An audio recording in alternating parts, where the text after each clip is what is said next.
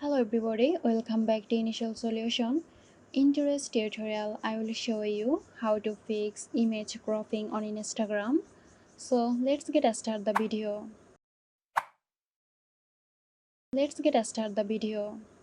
To avoid cropping your image on Instagram, resize it before uploading it to the platform.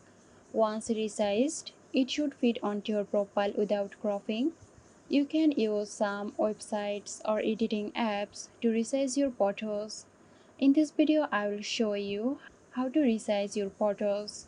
Open your web browser, search for squareandimage.com, add your image here, select Square by resizing, then click on download. Now open your Instagram, click on the plus icon, choose the photo you have resized. Now your whole picture will be included in the post. So that's it. I hope this video helped you out. Stay tuned for more helpful tutorials here at Initial Solution.